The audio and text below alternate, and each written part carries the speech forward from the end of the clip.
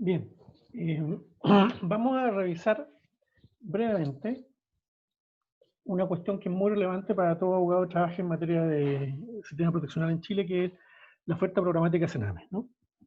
Eh, para esto voy a tener a la vista tantos documentos que emanan del propio Sename como su catastro, donde vienen las definiciones y las siglas, que son muy enredosas muchas veces de manejar, algún PowerPoint que yo mismo han hecho, la ley 20.032 y la ley que está en discusión en su trámite de discusión sobre el veto del nuevo servicio de protección especializada, y también, por supuesto, mi experiencia profesional en los cargos que he tenido respecto al sistema. Lo digo entonces porque uno de los problemas que yo he detectado en las clases que hago, sobre todo en la judicatura familia, es que muchas veces la exposición acerca de la oferta programática es, por supuesto, responsabilidad de Sename, ¿no? Y los programas Sename y el mismo Sename muchas veces, y esto es un problema que es difícil endosárselo, reprochárselo solamente al Sename, ¿no? Lo que hacen es una explicación basada en su norma técnica, y entonces, ¿qué escucho yo a los jueces? Que la exposición, más que ser una exposición descriptiva, es decir, que nos diga, que entregue información acerca de lo que hacen, es una información de carácter más bien prescriptivo, es decir, cuenta lo que deberían hacer. Y hoy día sobre esta cuestión no hay otro diagnóstico, ¿no? Ya que tenemos un sistema que está en una crisis permanente de hace muchos años, ¿no? Que no logra levantar, ¿no? La distancia entre el plano prescriptivo, lo que deberían hacer, lo que aparece en la norma técnica, por un caso, o en la ley en algunos otros casos, y lo que hacen, es una distancia a veces tan grande que la judicatura me dice, yo no entiendo qué hacen. Porque me dicen que hacen X, que es lo que deben hacer según norma técnica, pero luego yo en los informes, en la conversación con la familia, en la misma conversación con ellos mismos cuando van a la audiencia, me doy cuenta que en realidad están haciendo Z, ¿no? Hay una distancia muy grande. No es que, mira, en realidad hay matices como todos tenemos, ¿no? Nadie puede hacer lo que la norma diga, por supuesto, siempre hay una distancia, ¿no? Pero lo que ocurre aquí es que a veces la distancia es muy grande. Ese es un problema. Y el otro problema, y este sí es posible reprochar a Sename, porque el primero, por supuesto, me imagino yo, los programas, el mismo Sename, al tratar de explicar, hacen pie exclusivamente en los elementos prescriptivos, en las normas técnicas y en la ley orgánica respectiva, ¿no? El segundo problema, que yo me he detectado luego de muchos años, tiene que ver con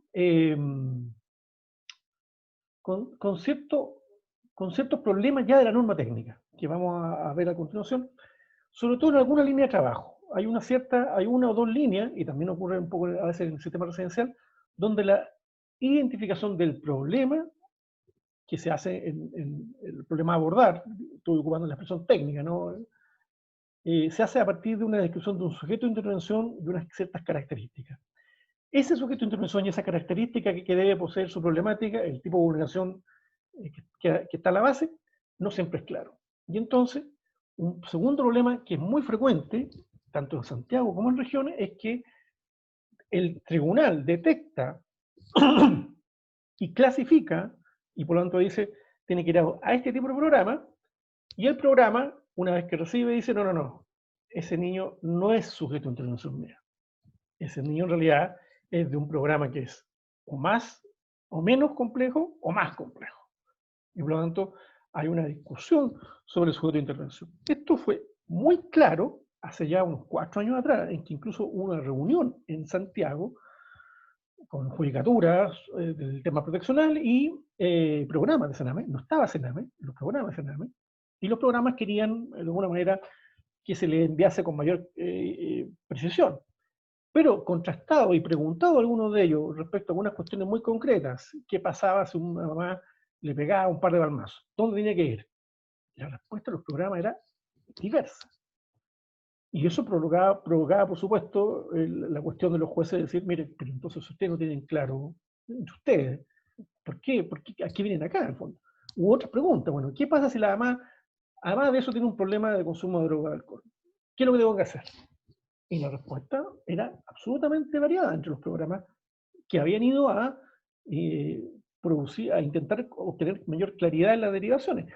Y eso tiene que ver, claro, porque me parece a mí la estrategia técnica usada para la identificación de los problemas adolece algunos errores, ¿no? Algunos déficits, que no es fácil, pero y que tienen que ver también con la arquitectura de la oferta programática como va a continuación. En la medida que usted, para algunas problemáticas, hace estas distinciones que nunca son muy claras, y le encarga a tres instituciones distintas una cierta temática según su gravedad y complejidad, claro, es bastante probable que esos programas luego ingresen al conflicto permanente con el tribunal de que no es mío, es del lado, ¿no? Eso vamos a la conclusión. Entonces, hay un segundo problema en torno a la explicación de la oferta que se hace por los programas en el Sename generalmente y a veces por Sename a la Judicatura de Familia, a lo largo de todo el país, en que algunas cuestiones no son suficientemente claras, no han sido respondidas con la claridad que la justicia de familia exige, ¿no? Entonces, ahí tenemos dos zonas problemáticas que yo he identificado a lo largo de todos estos años. Entonces, yo diría que lo primero que tenemos que decir es que hoy día hay 4 líneas programáticas en el ámbito proteccional que fueron introducidas o que fueron formalizadas legalmente en la ley 20.032, la ley de subvención del Sename, que modificó en esto la ley orgánica del Sename. Por lo tanto, esto no es una cuestión que el Sename quiera o no quiera hacerlo, esto está en su ley orgánica. Estas son las 4 líneas programáticas. Primera, Oficina de Protección de Derechos, OPD, un tema que a quien se introduce en este mundo le provoca ese un poco de problemas, son las siglas, a tal punto que, como hacemos las cosas en Chile, el señor Donoto, como esto ya es tan problemático, la abundancia de siglas, en la nueva ley del Servicio Nacional de Protección Especializada se prohíben las siglas, que me parece una estupidez, ¿no? Una estupidez, ¿no? Las siglas juegan un rol de tratar de cortar los nombres y ubicar un poco, ¿no? Son problemáticas porque son muchas, porque hay muchas distintas unidades y dispositivos. Creer que por ley las van a eludir me parece ya francamente, ya no es problema técnico legislativo, es un problema de entendimiento acerca de dónde está el problema. El clásico problema del sillón de Donoto. La OPD, sigla, acrónima de Oficina de Protección de Derechos, este acrónimo, porque hay un segundo problema con la sigla. Algunas son acrónimos, es decir, ocupan la primera letra de la palabra, y otras no son acrónimos. Y entonces no es fácil identificarla. Cuando veamos la residencia, vamos a ver que no es fácil identificar a qué corresponde la sigla. Es la sigla nomás, ¿no? Y por eso no todas son acrónimos. Algunos son acrónimos que hacen más fácil la identificación de a qué se refiere, otras no lo son. OPD en fácil, Oficina de Protección de Derechos. Esta línea que hoy día está ejecutando Sename a nivel local, se acaba. En el corto plazo se va a acabar, una vez que entre en vigencia la nueva ley de nuevos servicios, desaparece esta línea y es reemplazada en lo que yo llamo una muestra de gatopardismo por las oficinas locales de la niñez que van a estar a cargo, no tenemos muy claro, de esas agencias locales a nivel territorial o también de las municipalidades. Eso es de las cuestiones que todavía está sin enterarse la definición en el proyecto de garantía de derecho de niñez. Pero dejan de estar a cargo de Sename, eso es lo importante, o el continuador de Sename. Luego están 3 líneas, perdón. La línea diagnóstica, que está a cargo hoy día de los DAM, que están a cargo del diagnóstico, lo que llamamos el diagnóstico ambulatorio. Eso en oposición a que históricamente teníamos centros que hacían diagnóstico residencial. Eso se acabó como tal, la idea, aun cuando se mantiene de alguna manera, vamos a ver a continuación. Los DAM entonces son una línea muy significativa, además una línea que no siempre se entiende esto, y me parece que esto podría trabajarse aún más, porque esto se mantiene en el nuevo servicio. La línea de diagnóstico permite no solo la presencia de personas jurídicas, los organismos colaboradores acreditados ante el Sename, las llamadas OCAS, sino también el diagnóstico de personas naturales. Usted podría, si es psicólogo o trabajador social, podría registrarse para hacer diagnóstico de personas naturales. Me parece a mí que no está adecuadamente bien regulado hoy. En el futuro debería regularse, la ley le exige al Sename que regule de mejor manera la incorporación de personas naturales en esta línea. Que me parece podría ser muy, muy significativo, ¿no? Luego están los programas, que vamos a ver a continuación el profuso mundo de los programas, pero es una línea programática como tal. Y luego están los centros residenciales. Y aquí es bueno porque aquí se empiezan a arreglar las cosas. En general, cuando hablamos de programa, estamos hablando de unidades que trabajan en el mundo ambulatorio. Cuando hablamos de residencias, centros residenciales, estamos hablando de dispositivos en los cuales el niño está internado, ¿no? A veces, sobre todo los parlamentarios en las comisiones investigadores, confunden el que esto sea parte de la línea programática, los centros residenciales, con que sean un programa. Entonces empiezan a hablar de programas residenciales y entonces ya uno se enreda y esto se transforma en algo muy difícil de entender. Los programas, cuestión ambulatoria. El niño está en su casa, va una vez a la semana, una vez cada 15 días, o está en la calle y está en alguna problemática especial y los programas tienen que acercarse a él, pero el niño no está viviendo con la institución. En cambio, los centros residenciales, los CREAT y los hogares, el niño vive a cargo del Estado. Por lo tanto, el deber de protección del Estado no es el mismo en un programa que en un centro residencial. En la nueva ley, que se llama Servicio Nacional de Protección Especializada para Niños y Adolescentes, yo le he inventado el acrónimo SENAPENA, que no es muy bonito, ¿no? Pero no es así como la llama todavía el gobierno, ¿no? Ni nadie más que yo. El nuevo servicio identifica 5 líneas programáticas y incorpora ya adopción dentro de la línea programática, porque ahora hay un nuevo servicio. Yo antes hablé del área de protección, porque además hay un área de adopción que yo no me metí ahora, ¿no? Una que ya denomina diagnóstico clínico especializado y seguimiento de casos y pericia, la vieja idea de que si mejora el nombre, mejora la realidad. Aquí hay 3 cuestiones que pudieron ser cuestiones muy distintas, y que son cuestiones muy distintas, pero que las meten todas juntas. Luego está la línea de intervenciones ambulatorias de reparación. Luego hay una línea de fortalecimiento y vinculación. Luego está la línea de los cuidados alternativos y la línea de adopción. En la nueva ley, este capítulo de las líneas programáticas es el más grande. Lejos es lo que concentra la mayor cantidad de artículos con mayor cantidad de regulación, ¿no? Por lo tanto, el cuerpo, lo más sustantivo del nuevo servicio es esto.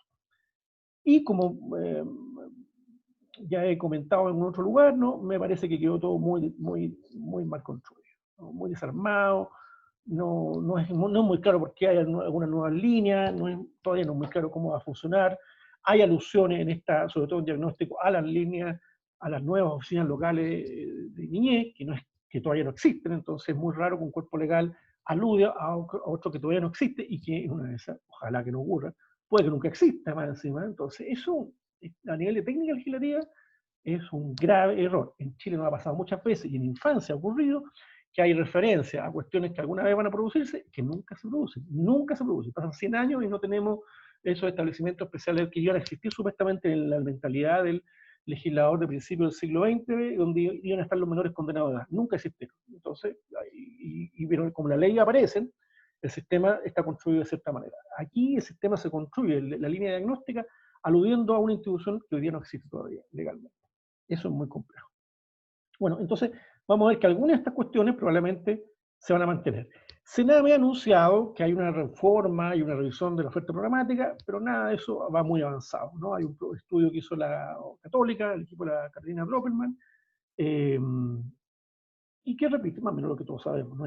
Yo no encontré que hubiera ninguna novedad en ese diagnóstico. Yo también hice un diagnóstico de la cuestión más bien del diseño programático en el libro de Libertad de Desarrollo de hace 2 años atrás.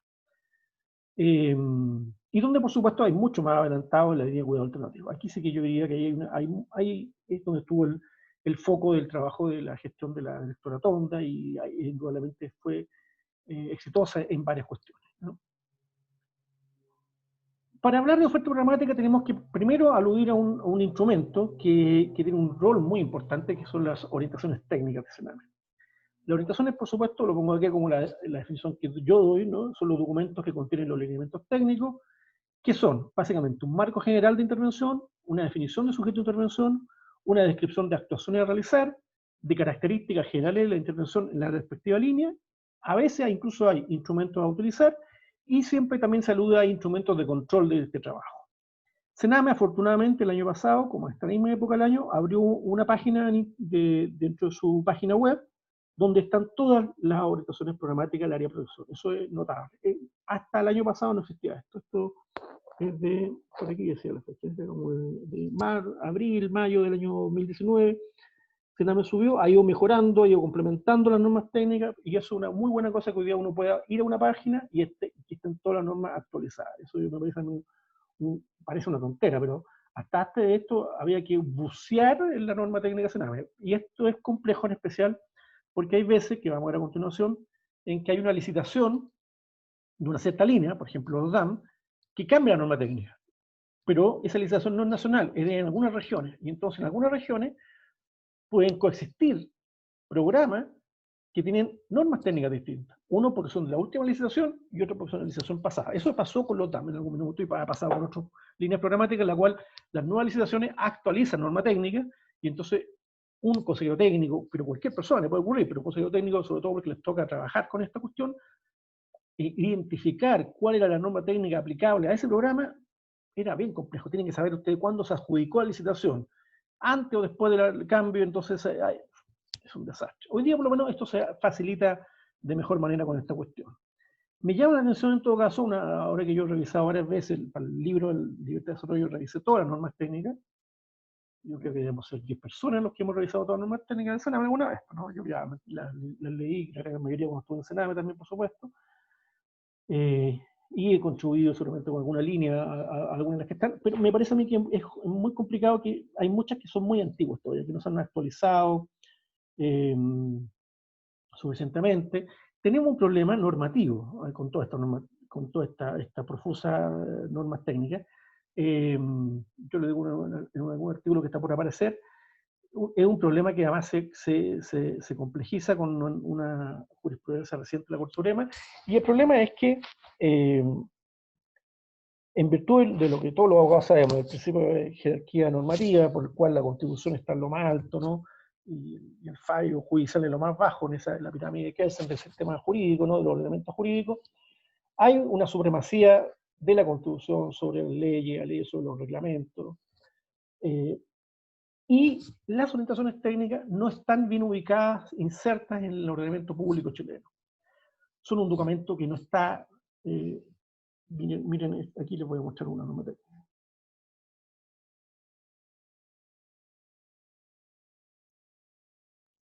Aquí tenemos la de los PRM. Viene la portada, viene esa fecha, no dice nada más. En los documentos de autoridad en el sistema público tienen que estar datados siempre, publicados de alguna manera significativa, ¿no? ¿Por qué? Porque esa es la vía por la cual los ciudadanos podemos, por ejemplo, interponer un recurso de protección que tiene un plazo determinado. ¿Cómo interponerlo si no sabemos cuándo fue la fecha? Eso es un grave error del departamento jurídico del Senado. Luego, no están firmados por nadie. ¿Quién firma esta? ¿Cuál es la autoridad? Departamento. A veces dice departamento, aquí no dice. Fíjense, la PRM, que es reciente, no dice.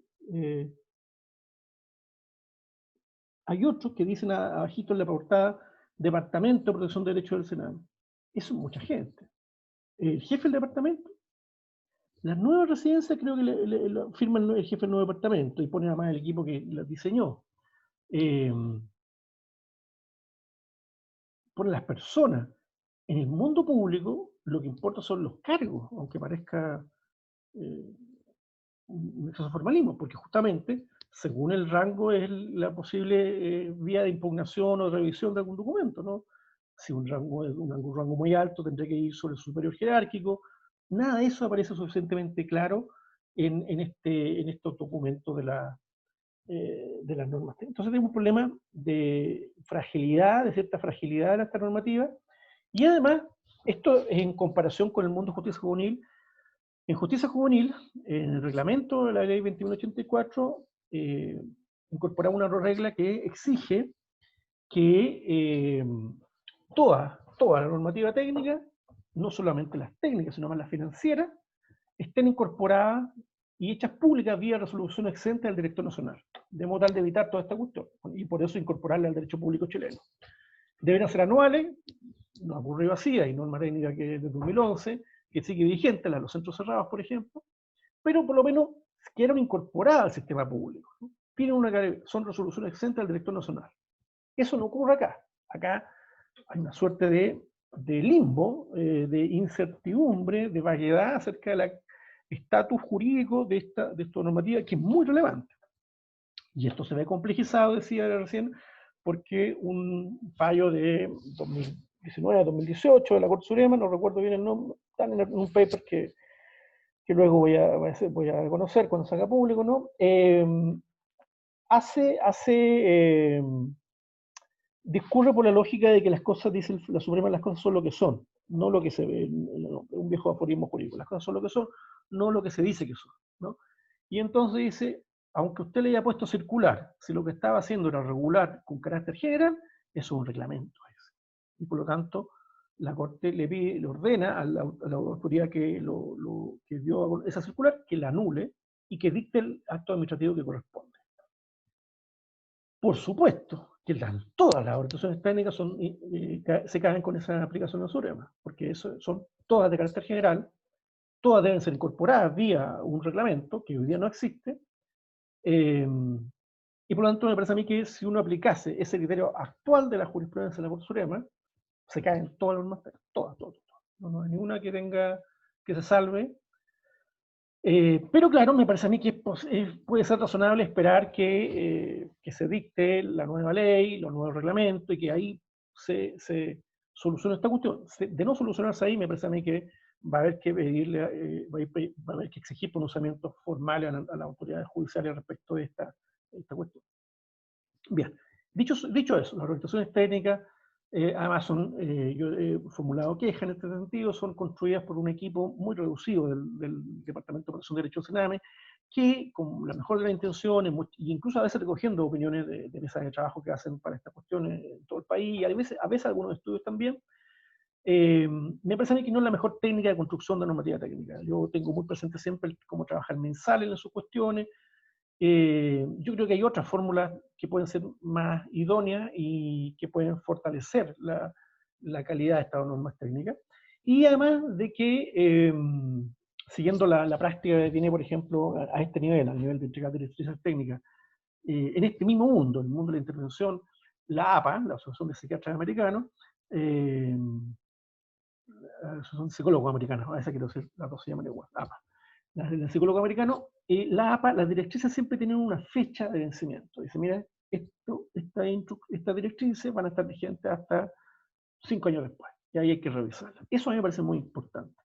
Las normas técnicas tienen que ser revisables y tienen que explicitar cuál va a ser su duración, que sean eternas, o que estemos esperando que iba a ser Sename, cuándo las va a cambiar. No, debe ser algo que sabemos. Cada 4 años la norma técnica va a ser revisada y tiene que cambiarse y ajustarse a la realidad y a los problemas que han ido surgiendo. Vamos a ver entonces, en la oferta programática ya dije, OPD por un lado, no voy a aludir a la OPD, luego están los DAM, que tampoco voy a aludir a los DAM en este minuto, porque son más identificables lo que hacen diagnóstico, pero tienen algunos problemas que voy a aludir en otro video. Aquí voy a aludir gruesamente a las otras dos líneas, a programa y a residencia, ¿no? Entonces, línea programa está aquí, línea residencia está acá. La línea de programa, la ley no dice esto, yo construyo esta clasificación en cuatro distintos tipos, ¿no? Yo, repito, quiero ser muy claro para que no haya equívoco, esto no está en la ley, no está en el reglamento, no está en las normas técnicas de Sename, salvo esto, que sí, Sename también lo explica así, y a veces, pero yo diría que yo identifico que son 4 tipos de programas. Uno que yo llamo, repito una vez más, para que no quiero que haya equívocos sobre esto, yo llamo los programas de intervención básicas, ¿no? Si tuviera que ponerle un apellido, ¿no? Y que son los programas de prevención focalizada, conocidos como PPF, que retoman, o que fueron los reemplazantes de los programas de intervención breve, los PIF antiguos, los PIE, programas de intervención especializada, y los programas de reparación del maltrato, o PRM. Esta línea, me parece a mí que es una línea muy potente. Aquí está la gran mayoría de los programas del país. Solamente en Santiago hay, creo que 70 PPF. Y aquí también se da ese problema de la incertidumbre respecto al sujeto de atención. Este es donde el clásico programa te dice, no es de mío, te dice el PIE, es de PPF. O no es mío, te dice, y es de PRM. Y el PRM te dice, no es mío, es del PIE. Y el PPF te dice, no es mío, es de PIE. Entonces, aquí se produce este traslape de eventuales competencias y eso hace que ingresa, se vuelve, oficios van, oficios vienen, más allá de las largas listas de espera de algunos de estos programas. En PRM Santiago, un PRM tenía una lista de espera había 300 casos, ¿no? Eso puede ser un año y medio tranquilamente, ¿no? Sin un procedimiento de gestión de lista de espera además, ¿no? Que podría atenuar el impacto negativo. Entonces, aparte de la línea de espera, la lista de espera, que ya es un problema significativo, y que es responsabilidad a nivel de central de Sename por los problemas que significa la incapacidad de estimar la demanda del año siguiente, ¿no? La mala identificación del sujeto de intervención, los problemas en que se echan la culpa, los programas culpan a los juzgados, dicen los juzgados nos derivan mal, y los juzgados, repito, yo esto les escucho mucho a las juezas y a los consejeros técnicos, y además a veces recibo incluso llamadas de consejeros técnicos de jueces que me dicen, bueno, tú qué sabes, a dónde derivo este caso. Y claro, los programas, la judicatura entiende que los programas en realidad eh, les cabullen el bulto, ¿no? O siempre creen que el caso es de otro, ¿no? Porque siempre encuentran que el caso es muy complicado, entonces el caso debe ser del otro. El único que está jodido aquí es el PRM, que no puede culpar a nadie más, porque no hay programa más para una problemática más grave que ellos, ¿no? Esa es una línea problemática compleja. Como decimos los abogados de ley diferenda, así con vista al mejoramiento, yo creo que los PIE son el gran programa ancla, en torno al cual deberíamos tener un programa como, llamo yo, como ¿cómo se llaman esto? Las naves de guerra, como que, se me olvidó el nombre de los grandes barcos, donde hay muchos distintos aviones adentro, se me olvidó cómo se llaman.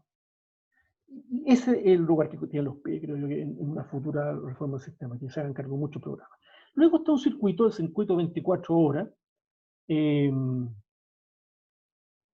es muy complejo porque además se trabaja en coordinación con el Ministerio del Interior y con los municipios, y que está integrado por 3 subprogramas, muy pequeñitos, y con un programa de nivel central municipal que es el que deberá diagnosticar y derivar, ¿no? Y con un segundo programa que es del Ministerio del Interior, al cual algunos casos van a llegar allá. Todo muy raro, ¿no?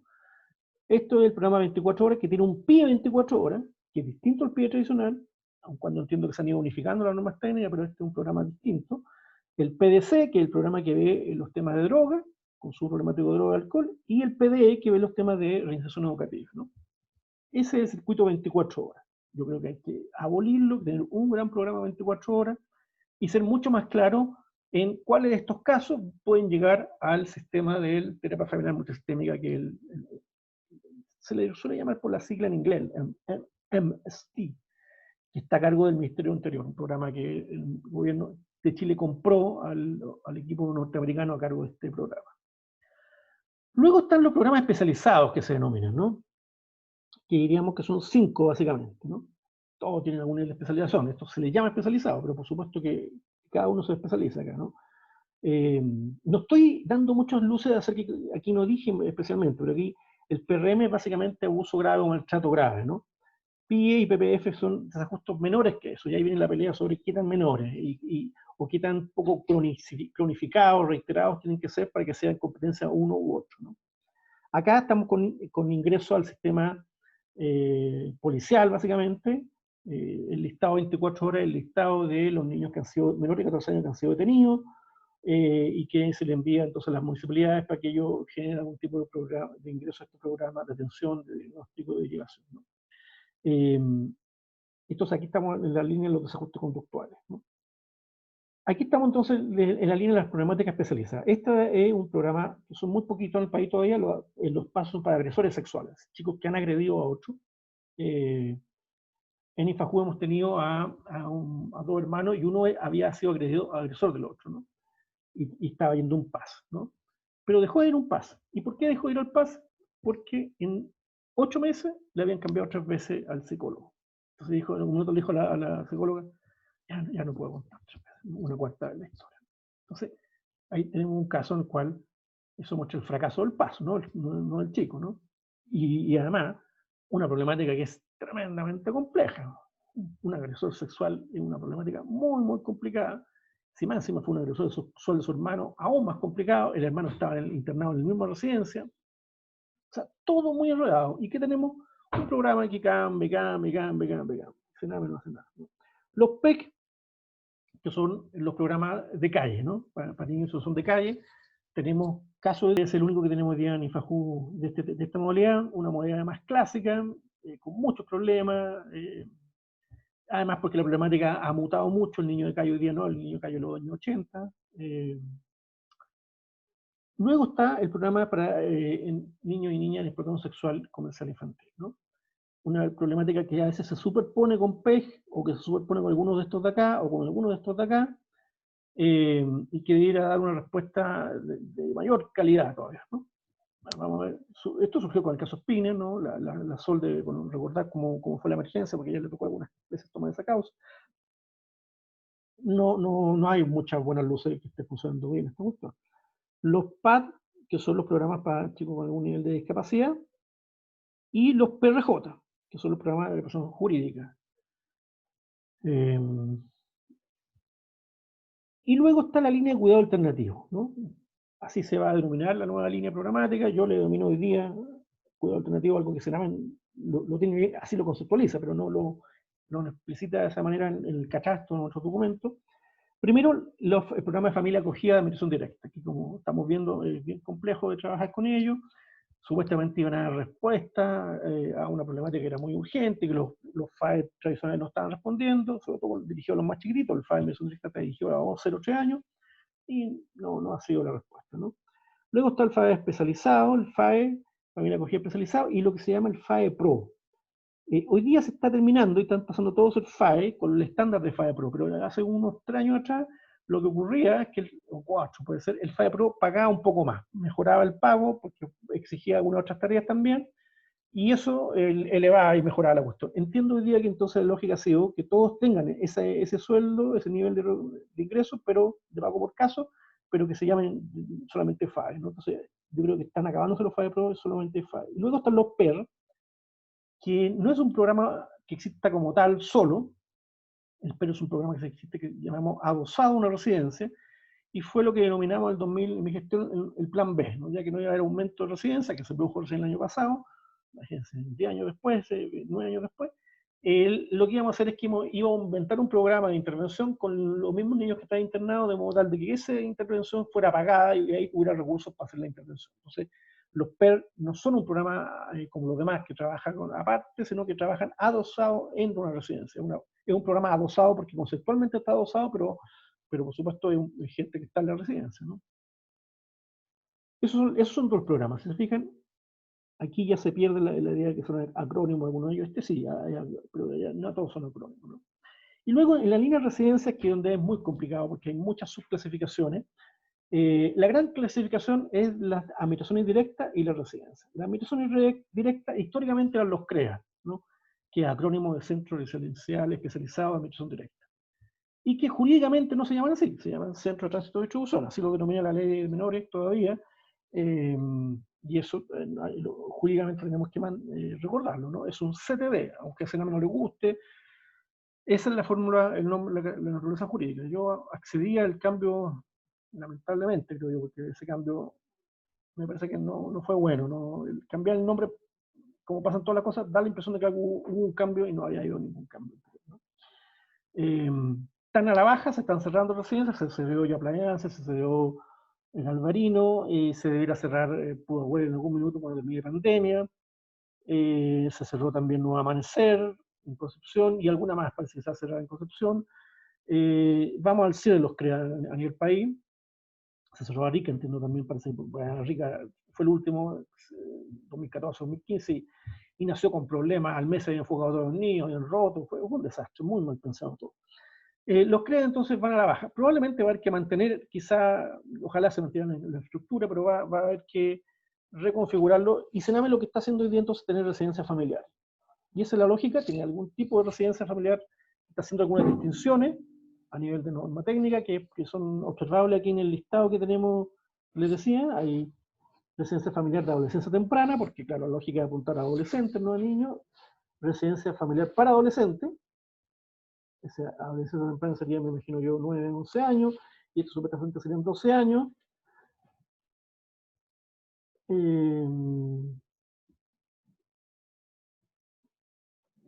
Y luego está otro tipo de residencia, que son las de alta especialidad, que involucran ya una problemática de salud mental a la base, ¿no? Y entonces esta no es lo mismo. Acá, como decía, hay adolescencia temprana y adolescencia. Esa distinción, por supuesto, en la práctica me parece a mí que va a ser borrada muy rápidamente muchas veces, pero esta es más compleja, ¿no? Hay muchos problemas de cómo se ingresa acá, no ha sido lo que la norma dice, no es lo que Sename ha dicho, se ha dicho que se ingresa vía derivación del sistema de salud, pero la norma técnica no dice esa cuestión. Ahora, parece razonable que sea salud quien tenga una voz autorizada para decir quién chico va para allá, pero eso no queda claro en la norma técnica, ¿no?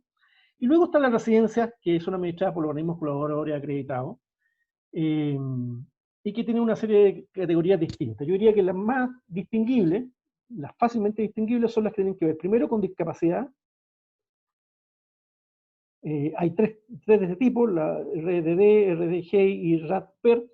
Todas estas siglas, uno las puede encontrar explicadas muy fácilmente en los catastros. Todos los meses Sename publica, no todos los meses, todos los meses deberá publicar algún tipo de catastro, el último de junio de este año, y aquí aparecen entonces explicadas en el catastro de la oferta programática Sename todas las residencias. Entonces aquí están las RDD, son para niños con discapacidad discreta o moderada, luego están las RDG con discapacidad mental grave o profunda, y luego residencia con discapacidad mental grave o profunda con programa adosado, con un PER adosado, ¿no?